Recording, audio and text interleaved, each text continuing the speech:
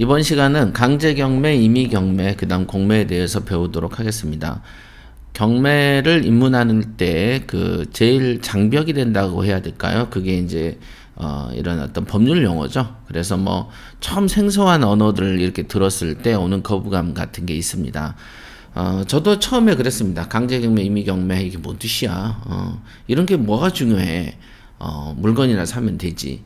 맞습니다. 별로 중요하지 않아요. 하지만 모르는 것보다는 아는 게 좋고 아주 매우 짧은 시간을 투자해서 알 수 있다면 그 길을 선택하는 게 좋겠죠. 아는 게 좋겠죠. 이게 이제 기한옥션에서 강제경매, 임의경매, 기타 법률 그 경매 용어에 대해서는 조금씩 배워 나갈 건데요. 여기에 보시면은 경매 자료실이 있습니다. 경매 자료실 클릭 한번 해보도록 하겠습니다. 경매 자료실에 보면은 기초적인 어떤 이 법원 경매에 있어서 경매 기초, 경매 판례, 절차 등등등등등 뭐 이렇게 있습니다. 특히 공매도 공매 기초, 입찰 참가 절차, 낙찰 절차, 공매 서식, 관련 법령. 이것도 제가 다 이렇게 만들어 놨어요. 자, 경매 용어가 먼저 봅시다. 아무래도 그 뭔가를 알면 더 쉽죠. 그래서 여기에 보면은 경매 용어들이 막 있는데 용어에서 일단 오늘 공부할 게 임의경매, 강제경매 이번 시간에 배울게. 임의경매 먼저 보도록 하겠습니다. 임의경매. 네. 임의경매는 법원경매는 금전 채권의 만족을 위해서 채권자가 법원에 신청을 하여 법원이 부동산을 강제 매각하는 것이다. 어떤 거다? 금전 채권의 만족을 위해서, 법원 경매는 임의경매와 강제경매가 있는 이 중 임의경매는 담보권 실행을 위한 경매를 말한다. 즉 저당권 등의 담보물권자가 경매를 신청하는 것이다. 자, 임의경매는 담보권 실행 경매 이렇게 할 수가 있습니다. 보통 이제 민사집행법에는 일반적으로 이제 강제경매가 이제 법률의 이제 가장 그 대부분을 차지하고요. 그 외에 후편에가 이제 담보권 실행 경매라는 게 있습니다. 담보권 실행 경매. 통상적으로 민사집행법에서 말하는 경매, 그럼 강제경매를 얘기하는 것이고요. 그 다음에 이제 별도의 편에서 담보권 실행 경매 이런 표현들이 있습니다. 여기 있는 것처럼 담보권 실행 경매.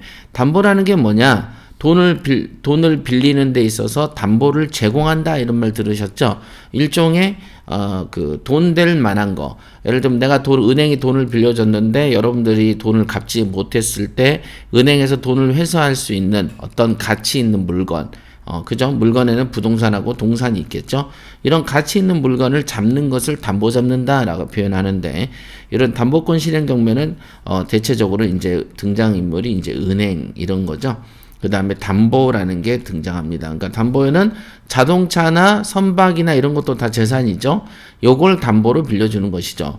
담보 없이 돈 빌려주는 걸 우리가 신용이라고 표현하잖아요. 우리가 신용카드 쓰죠. 그런 경우를 신용은 담보 없이 우리가 그냥 막 카드를 쓰는 거죠. 그죠? 담보 없잖아요. 대신 소액이죠. 그러나 거액을 빌려줄 때는 은행 입장에서는 담보를 잡고 빌려줍니다. 왜냐하면 갚지 못했을 때 그 부동산과 동산을 경매를 쳐서 환가하는 방법으로 돈을 회수하기 때문이죠. 자, 여기 밑에 보겠습니다. 임의경매 민사소송법이라고 되어 있네요. 이거는 이제 과거에는 소송법이었고 이제 최근에는 이제 민사집행법이라고 부르죠. 담보권 실행 등을 위한 경매라는 이름하에 부동산에 대한 경매 신청을 조문하여 경매 신청의 채무 명의를 요하지 아니하는 경매에 관한 규정을 두고 있는데, 이를 경매를 통틀어서 임의경매라고 한다. 임의경매는 저당권, 질권, 전세권 등의 담보물건의 실행을 위한 실질적 경매와 민법, 상법, 기타 법률에 의해서 하는 형식적 경매가 있다. 이 부분까지도 설명이 되어 있네요. 자, 임의경매라는 것은 말 그대로 임의경매라는 것은 담보권 실행 경매다라고 말씀드렸고, 담보가 있어야 된다. 그러니까 민법상의 담보 물건인 유치권, 질권, 저당권 요런 게 유치권에 의한 경매도 담보권 실행 경매, 저당권도 그렇습니다. 특히 용역물권에 해당하는 전세권, 우리가 보면은 등기상 전세권이라고 등기된 부분들이 있어요. 근데 전세권자도 경매를 신청할 수가 있거든요. 경매를 신청한다, 경매를 실행한다라고 표현하는데 전세권자는 용익물권임에도 불구하고 경매를 칠 수가 있습니다. 그래서 전세권자가 경매를 치는 것도 임의경매라고 부르는 것이죠. 자, 이렇게 되어 있는데 그 중에서 지금 표현한 아래에 있는 거는 이제 실질적 경매와 형식적 경매에 관한 건데 이거는 이제 별도로 이제 다른 챕터에서 이제 다른 영상에서 제가 말씀드리겠습니다. 일단은 이게 경매다. 임의경매. 자, 그럼 강제경매라는 게 뭐냐? 강제경매라는 게 뭐냐? 읽어볼게요. 강제경매는 부동산에 대한 강제 집행의 한 가지다. 채무자의 부동산을 경매하여 그 대가로 돈을 받아가는 방법이죠. 부동산에 대한 강제경매를 기본으로 하며 여기서 부동산이란 부동산 이외의 특별법에 의한 부동산으로 간주되거나 부동산 규정이 적용되는 것도 포함한다. 부동산으로 간주된다라는 거가 뭐냐면 이제 뭐 선박이나 항공기 뭐 이런 거 같은 경우는 움직이는 동산이지만 부동산으로 봅니다. 강제 경매는 채권자가 채권을 증명하는 판결문과 같은 서류를 법원에 제출해야 하고 채무자 소유의 부동산에 경매 절차를 진행시켜달라는 경매 신청을 하면서 진행이 된다는 것이고 임의경매와 비교할 때는 집행권한이 필요하다는 점. 집행권한이란 건 판결문이라고 생각하면 쉽습니다. 즉 임의경매인 저당권과 전세권과 질권 이런 경우는 판결문이 없어도 등기상에 있는 그 권리로 경매를 치는 것이죠. 물론 질권은 등기상에 나타나지 않습니다. 우리가 흔히 말하는 저당권과 전세라고 표현하면 되겠네요. 그런데 예를 들면 은행에서 우리가 돈을 빌릴 때 이제 그 근저당권을 설정하고 돈을 그 은행이 못 받을 때는 경매를 신청할 때 그냥 근저당권을 실행해 버리거든요. 그러나 여기에 있는 강제 경매라는 것은 그냥 어떤 그 실행을 할 수가 없는 거예요. 그냥 돈 받을 채권이 생기면 이 채권을 돈 받기 위해서 소송을 하면 판결문이 나오고 그 판결문을 기반으로 인해서 그 타인의 부동산과 동산을 경매치는 것을 강제 경매라고 하는 것입니다. 그러니까 순서가 좀 다르죠. 어떤 경우에도 경락일에 소유권이 넘어간다는 공신적 효과가 있다는 특징. 자, 이 부분은 몰라도 되고, 지금 말씀한 것처럼 강제경매와 임의경매는 그 어떤 그 순서가 다르다. 강제경매는 말 그대로 채무명의라고 해야 되나요? 확정 판결 같은 게 좀 있어야 가능합니다. 자, 그럼 공매라는 게 뭐냐? 공매가 뭐냐 도대체? 경매는 알겠는데 공매는 뭐냐? 이런 표현들이 있어요. 그죠? 경매가 있으면은 공매가 있고요. 경매라는 것은 우리가 이제 법원에서 이루어지는데, 공매라는 것은 통상 한국자산관리에서 이루어집니다. 그래서 한국자산관리에서는 통상 경매는 법정에 가서 입찰을 보는데, 공매는 인터넷으로 입찰을 본다는 것이죠. 요거 중요합니다. 그러니까 상대적으로 공매가 응찰자의 숫자가 떨어지겠죠. 그렇기 때문에 응찰자의 숫자가 떨어지는 그것이 바로 어찌 보면은 뭡니까?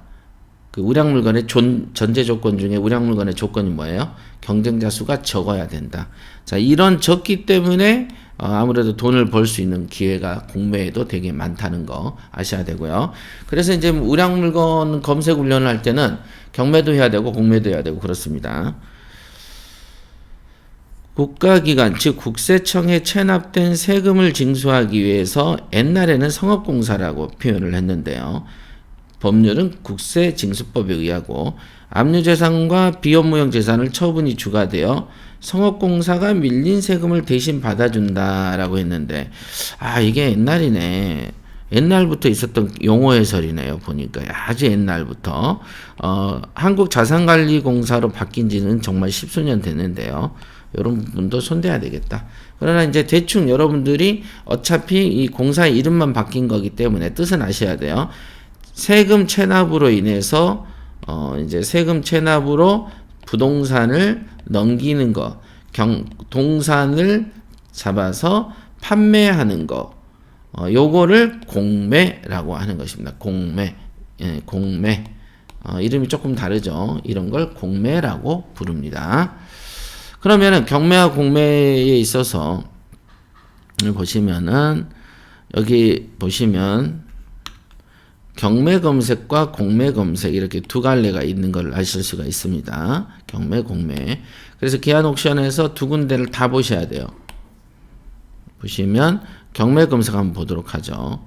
경매 검색을 일반적으로 검색을 했을 때 여기 이제 화물차 같은 경우 있죠? 화물차 한번 보도록 합시다. 이런 화물차를 동산이라고 표현하는데 여기서 누가 경매를 쳤는가를 딱 보면은 이거야. 네. 여기 보면은 임의경매라고 써 있는 거 보이시죠? 임의경매. 예, 임의경매라고 써 있는 걸 보실 수가 있는데 한국캐피탈에서 500만 원을 청구했다. 이런 경우가 이제 임의경매, 즉 그 채권 설정이 있었던 거예요. 그러니까 자동차 등록원부에 자동차 등록원부에 이 500만 원이 설정되어 있을 것입니다. 그래서 이거를 임의경매 이렇게 부르는 거고요. 그 다음에 이제 이런 거 용인시에 있는 거 한번 볼까요? 용인시에 있는 걸 보면은 여기 보시죠. 여기 보면은 근저당이라고 되어 있습니다. 근저당 이렇게 네 이렇게 커니까 보이십니다. 근저당이 있고 JY 자산관리대부 이렇게 되어 있습니다. 그러다 보니까 밑에 보면은 안양저축은행은 임의경매를 때리고요. 그 다음에 한용희라는 사람이 강제경매를 때립니다. 아까 말했지만은 강제경매는 채무 명의가 있어야 된다. 판결이 있어야 된다라는 것이죠. 판결문이 있어야 되는 거고요. 요거는 이미 등기에 근저당이 설정되어 있었다. 여기 보면은 김정자라는 분도 개인이지만 근저당이 설정되어 있죠. 그죠? 한용이라는 분은 강제경매를 하는 거 보면은 근저당권에는 없다라는 것이죠. 이런 경우는 강제경매, 이런 경우는 임의경매 이렇게 볼 수 있겠습니다. 자, 이런 경우 강제경매, 임의경매의 모습을 보셨고요. 그 다음에 이제 공매 한번 볼까요? 공매 검색을 해서 보면은 네, 이렇게 공매도 보면은 지금 무려 2,500건이나 지금 공매건이 진행되고 있습니다. 여기 보시면 뭐를 볼까? 도로를 봐볼까? 도로. 이게 서초구 잠원동 보시죠.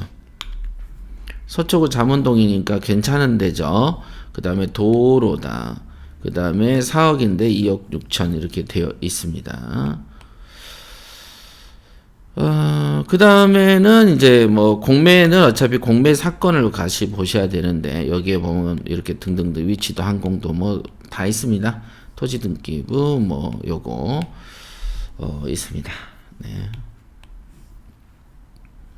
그 다음에 이제 공매 같은 경우는 여기서 즉시 온비드 가기를 누르셔가지고요. 바로 여기 온비드 공매에 가셔서 직접 사건을 조회하시면 되겠습니다. 그러니까 이거는 온비드라는 곳에서 공매가 진행이 됩니다. 경매하고 공매는 이렇게 차이가 난다. 경매는 임의경매, 강제경매가 있고 공매는 온비드에서 진행하고 공매는 국세 징수법에 따라서 된다더라. 이 온비드도 회원가입하고 로그인을 해놔야 되겠구나.